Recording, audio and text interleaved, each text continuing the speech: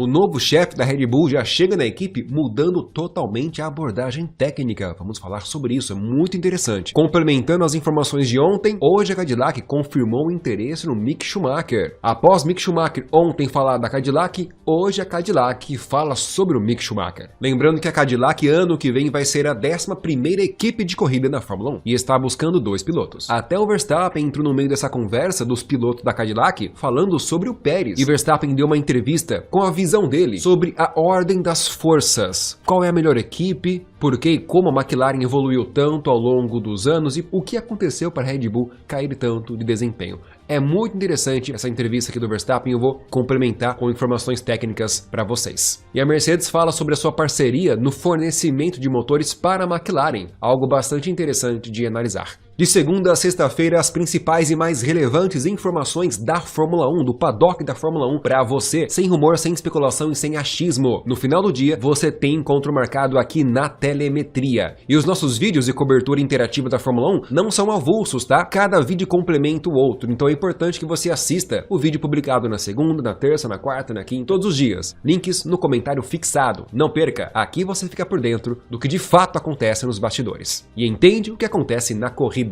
Portanto, deixa o like no vídeo, inscreva-se no canal e compartilha para os amigos. Laurent Mekies, o novo chefe da Red Bull, já chegou com tudo, tendo muito apoio do conselheiro da Red Bull, como trouxe ontem essa informação para vocês. E com este apoio e confiança, já alterou, e muito, a abordagem tática e técnica da equipe. Olha que interessante. Uma das principais alterações propostas por Mekies é a redefinição da metodologia de simulação e preparação antes das corridas. O objetivo é chegar já no treino livre 1 com uma base de acerto sólida, evitando ajustes excessivos ao longo das 3 sessões de treino. Provavelmente não veremos Verstappen reclamar tanto durante os treinos. O que acontecia? A Red Bull utilizava os treinos para entender e ir acertando o carro durante os treinos. Na verdade, toda a equipe faz isso, umas mais, outras menos. Só que o Mekies, agora, ele quer depender menos dos treinos para acertar o carro, encontrar o ajuste ideal, pois, segundo ele, a fábrica, os engenheiros, os dados, não estavam sendo bem utilizados. A famosa simulação que eles fazem tanto antes da corrida era um potencial subutilizado nesta área, e melhorias específicas vêm sendo implementadas, além de mudanças estruturais, também sobre as atualizações que falei para vocês ontem, que a Red Bull vai trazer já para as próximas corridas antes de começar as férias. Então o Laurent Mekies agora, ele quer utilizar melhor os dados das simulações, de outras corridas também, para entregar um carro para seus pilotos já no treino livre 1 com um acerto bom, bem definido, e a partir desse acerto base, ir aprimorando ao longo dos treinos, ou seja, depender mais do computador do que do feedback dos pilotos. Agora o feedback dos pilotos em pista vai ser só para afinar o acerto base pré-definido pelos supercomputadores e dados telemétricos que a fábrica disponibiliza, que é muito questionável, mas uma coisa não dá para questionar, a habilidade desse cara. Ele é muito bom no que faz. Nos resta aguardar para ver se ele vai conseguir dar um up na Red Bull, que está bem mal nos construtores. Só para lembrar vocês, a Red Bull é a 4ª colocada no campeonato com apenas 172 pontos. Está bem longe da Mercedes, que é a 3ª colocada. Bem menos que a metade dos pontos da McLaren, que é a líder. Tá ficando para trás, o Mekies vem para tentar mudar esse cenário. E aqui na telemetria, vamos acompanhar tudo de perto. O assunto Cadillac na semana tá bombando, pessoal. Ontem trouxe para vocês uma entrevista bem legal de um dos diretores da Cadillac Fórmula 1, falando sobre o Bottas especificamente, E na segunda-feira, uma entrevista do Drugovich desmentindo boatos que falavam dele ser piloto da Cadillac para 2026. Porque aqui é assim, não falo de boatos. Pelo contrário, eu desminto e desmistifico eles para vocês. Compensa você assistir nossos vídeos todos os dias. Vamos lá? Pois bem, e nesse vídeo aqui, da segunda-feira publicado, o Drugovich disse que ele nunca tinha conversado com a Cadillac sobre isso. Mas o Mick Schumacher, sim, confessou que já mantinha conversas com a Cadillac dessas possibilidades. E hoje a Cadillac veio a público em uma outra entrevista oficial, dizendo que sim, eles estão sim conversando com o Mick Schumacher. Mas o objetivo da Cadillac é o seguinte, olha só. Ontem eles disseram que eles querem pilotos já experientes para essa primeira fase da equipe, o que é muito coerente. E hoje eles disseram mais ou menos isso, só que de forma diferente. Olha só, e aqui estou falando do chefe chefe de equipe da Cadillac, meus amigos. Não é jornalista britânico, italiano ou holandês, não. Eu prezo pela verossimilhança nas minhas informações. Então é informação da boca do chefe da equipe. E sempre com muita objetividade ele diz que todos os pilotos, a maioria, quer provar alguma coisa, quer provar algo novamente. Mas a Cadillac não está aqui para dar uma oportunidade para um piloto provar alguma coisa. O piloto deve fazer o melhor que puder pela equipe e estar motivado com o time ao seu redor. Não agrada ele, chefe da Cadillac, um piloto que quer entrar só para provar um ponto pessoal. Isso aqui, pessoal, é uma clara indireta ou crítica para o Mick Schumacher, por exemplo. Ele, querendo ou não, ainda é um novato na Fórmula 1, que teve a oportunidade, pilotou aqui há alguns anos já, eu vou relembrar vocês. Em 2021, pela Haas, 0 pontos. E seu companheiro de equipe, o Nikita Mazepin, também 0 pontos. 2022, pela Haas, 12 pontos. E o seu colega de equipe Magnussen, mais experiente, 25 pontos. E daí foi demitido, não voltou mais para a Fórmula 1. E nesse período, até hoje, ele vem falando que ele poderia ter mostrado mais resultado e coisa parecida com isso. E esta postura do Mick Schumacher não agrada o chefe da Cadillac. E é claro que esse ponto de vista crítico e técnico do chefe da Cadillac favorece ainda mais a possibilidade do Pérez e do Bottas se tornarem os verdadeiros pilotos e a escolha da equipe americana. Só nos resta aguardar para ver quem será escolhido. O engraçado é que até mesmo o Verstappen entrou nessa conversa, dando uma recomendação do Pérez, seu antigo colega de equipe. E ele é muito franco, dizendo que o Pérez sempre foi muito forte, muito bom. Ele só teve alguns momentos difíceis na Red Bull. Mas se ele encontrar um motivador para correr, ele vai ser sempre uma boa escolha. Especialmente para uma equipe nova, disse Max Verstappen. Olha só esse empurrãozinho que Verstappen tá dando pro Pérez, hein? E Verstappen vai mais além, finaliza dizendo do que o Pérez fez lá na Force India, na Racing Point. Que quem é novato na Fórmula 1, começou a acompanhar há pouco tempo, não faz nem ideia quais equipes eram essas. Mas eu vou ajudar vocês. Olha aqui, 2020, o Pérez, 4º lugar no campeonato, atrás do Max Verstappen, correndo pela Racing Point, pessoal, que mais tarde se tornaria a Aston Martin. E o Pérez mandava muito bem com esse carro. E antes dele, com a Force India, que era o nome anterior da Racing Point, Pérez também representava bem. E esses carros estavam longe de serem os melhores do grid, e o Pérez conseguia até colocar eles no pódio. Então o empurrãozinho de Verstappen para o Pérez ir na Cadillac tem razão. Agora vamos para uma entrevista bem legal do Verstappen comentando sobre um pouco da mudança da ordem das forças durante as temporadas, a grande ascensão e evolução da McLaren e a regressão da Red Bull. Olha que legal. Questionado sobre 2026, qual seria a ordem das forças, ele deu a seguinte resposta: são muitas dúvidas para 2026. A única coisa que ele precisa fazer é ser rápido independentemente de onde ele esteja. Atenção, hein?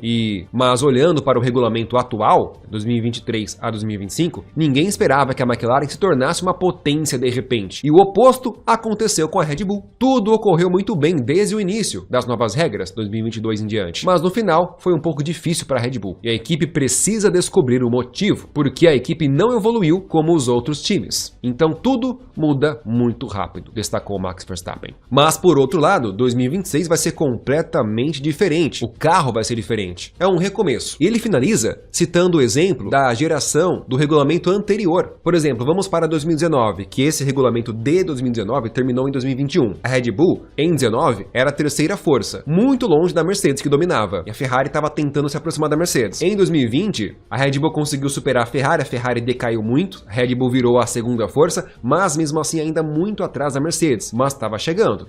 Pelo menos aqui em 2020, a Mercedes não fez 700 pontos no campeonato, fez só 500. E aí chegamos em 2021, o último ano desse regulamento, e olha só como a Red Bull conseguiu alcançar e desafiar a Mercedes. Diferença de pouquíssimos pontos para ser a campeã mundial. E é isso que o Verstappen crava no final da sua entrevista, que nessa geração foi o oposto do que aconteceu nesse regulamento atual. No atual, 2022 a 2025, Red Bull começou no topo, a melhor de todas, e aí foi decaindo. Na geração anterior, até 2021, Red Bull começou mal, mediana, e aí foi evoluindo até conseguir dar o primeiro título mundial para Max Verstappen, na última corrida do campeonato. Que corrida, hein, pessoal? Para Verstappen, ano que vem, tudo vai ser diferente. Ele só não falou de novo, ele fugiu, desconversou quando perguntaram para ele qual equipe ele estará. Ei, Max Verstappen tá segurando o papo pra gente, hein? Mas logo logo saberemos. E sempre no padrão na telemetria que eu nunca vou comentar rumores pra vocês. Deixa acontecer, assim que sair a notícia, eu faço um documentário completo sobre tudo que rolou sobre isso.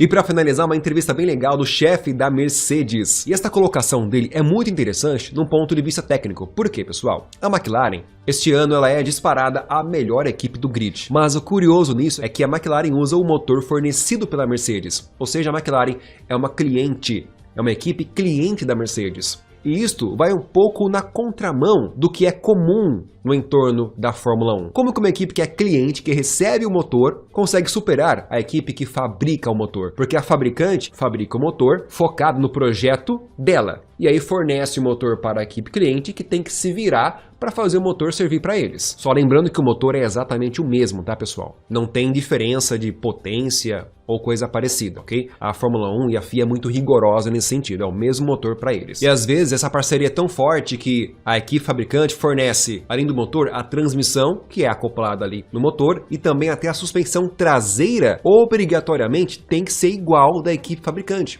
E esse problema afligiu bastante a Williams no começo desse regulamento, 2022 para 2023. Por quê? Porque como o motor fica na parte traseira da Fórmula 1, o que influencia também em toda a dinâmica, a geometria da suspensão, a Williams também precisava usar a suspensão parecida, muito parecida com a da Mercedes. E não só isso, a Williams não conseguia fazer alterações significativas na suspensão traseira. Por quê? Porque o projeto do motor, a fixação dele, não permitia. Então, por esses e outros motivos técnicos, normalmente, uma equipe cliente que recebe o motor, transmissão, de uma equipe fabricante, normalmente ela tem desvantagem ou limitações mecânicas, técnicas, para poder desenvolver o projeto do seu carro. Diferente de uma equipe que fabrica o motor, que pode fabricar o motor para caber certinho no seu chassi, no projeto do design do carro, entre outras coisas. Então é sempre muito interessante que uma fabricante fabrique o motor especificamente para o carro dela. É o que a Aston Martin brigou bastante para conseguir. A Honda, ano que vem, vai fabricar o motor especificamente para a Aston Martin. Isso traz bastante vantagens. Hoje a Aston Martin recebe o motor também da Mercedes. É uma cliente Mercedes. Ano que vem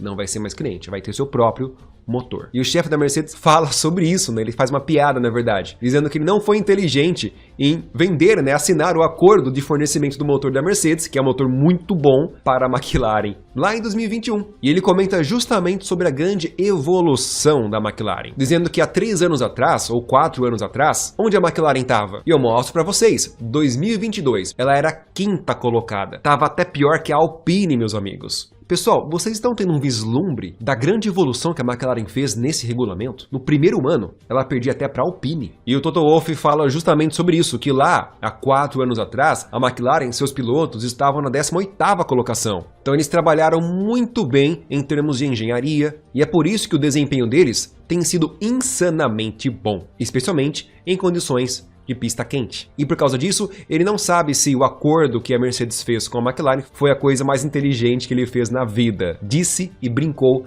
Toto Wolff. Lembrando que o Toto Wolff também é um dos donos da Mercedes, pessoal. Pois é, esse cara aí, além do chefe da Mercedes, CEO, o cara é dono da equipe, então ele também ganha muita grana com isso. Na verdade, o Toto Wolff, ano retrasado, se eu não me engano, ele se tornou mais uma pessoa no planeta Terra a se tornar bilionário. Não dá pra mexer com o homem. E aí, as notícias de hoje estão bem legais, né? E a contextualização que eu uso historicamente para clarear ainda mais as informações é bem bacana. Por isso, pessoal, compartilhe esse vídeo, chama os amigos para assistir segunda a sexta-feira as principais e mais relevantes informações do paddock da Fórmula 1 para vocês, ao final do dia, na telemetria. Deixa o like, hypa o vídeo aí pelo celular, inscreva-se no canal e compartilhe para os amigos. Até amanhã.